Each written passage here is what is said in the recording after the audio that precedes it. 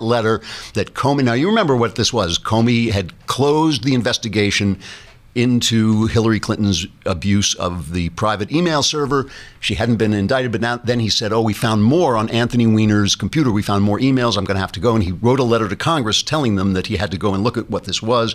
And she feels that that's why she won, as opposed to the fact that she was a crappy candidate. So now Comey gets up before the Senate. And he says it was terrible thing that he had to do this, that he had to write this letter. So this is cut 5. Look, this was terrible. It makes me mildly nauseous to think that we might have had some impact on the election. But honestly, it wouldn't change the decision. Everybody who disagrees with me has to come back to October 28th with me and stare at this and tell me what you would do.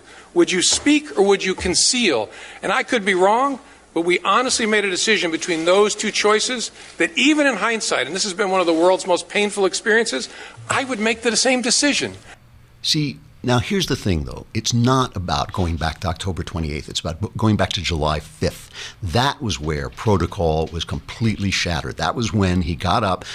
Comey got up and gave a press conference saying Hillary had done all this stuff wrong. She'd been incredibly reckless. She had done, every word she had said when she made that statement at the UN was a lie. Everything she said was a lie. But there was no criminal intent. Now, that was ridiculous. Most lawyers would agree that that was not the rule, that, if anybody else had done what she had done, they had gone to prison. But suddenly he says there's no criminal intent, and he took away what the Justice Department, what Loretta Lynch was supposed to do, the Attorney General, was to decide whether on the merits she should prosecute. He said, no one would prosecute. Forget about it. So suddenly that was where he made his mistake, right? That's what made the October 28th letter necessary.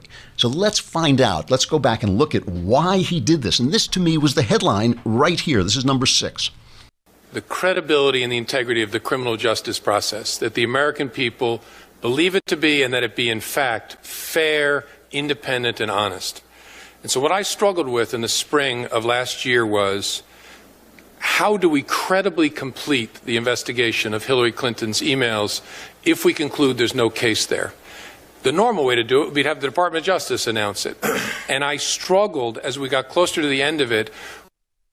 A number of things had gone on, some of which I can't talk about yet, that made me worry that the department leadership could not credibly complete the investigation and decline prosecution without grievous damage to the American people's confidence in the justice system. And then the capper was, and I'm not picking on the Attorney General, Loretta Lynch, who I like very much, but her meeting with President Clinton on that airplane was the capper for me. And I then said, you know what, the department cannot by itself credibly end this. The best chance we have as a justice system is if I do something I never imagined before, step away from them and tell the American people, look, here's what the FBI did, here's what we found, here's what we think. And that offered us the best chance of the American people believing in the system, that it was done in a credible way. That was a hard call for me to make, to call the Attorney General that morning and say, I'm about to do a press conference and I'm not going to tell you what I'm going to say. And I said to her, I hope someday you'll understand why I think I have to do this.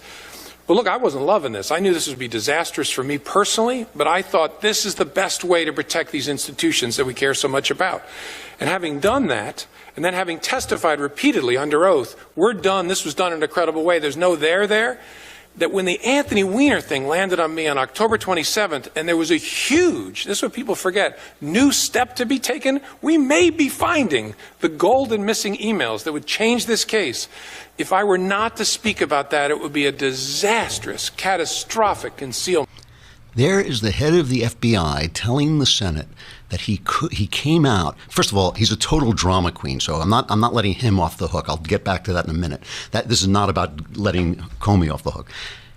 There is the head of the FBI telling the Senate that he came out and gave that press conference because he did not believe Loretta Lynch, the Attorney General, and her Justice Department was credible, that the people would believe it. He said things had happened that he couldn't talk about, and then there was, of course, the famous meeting between Loretta Lynch, blandly sinister Attorney General Loretta Lynch, and Bill Clinton that just completely exploded her credibility. He felt he had to come out because basically the Attorney General was not trustworthy. The Justice Department was not trustworthy. Now, I call him a drama queen because the right thing to do in that situation is to resign. The right thing to do is to resign and blow the whistle and come out and say, look, I can't prosecute this case fairly, I cannot do what needs to be done because the Justice Department is protecting a political candidate. And so here, Chuck Grassley questions him about this, pegging this question off a story in the New York Times.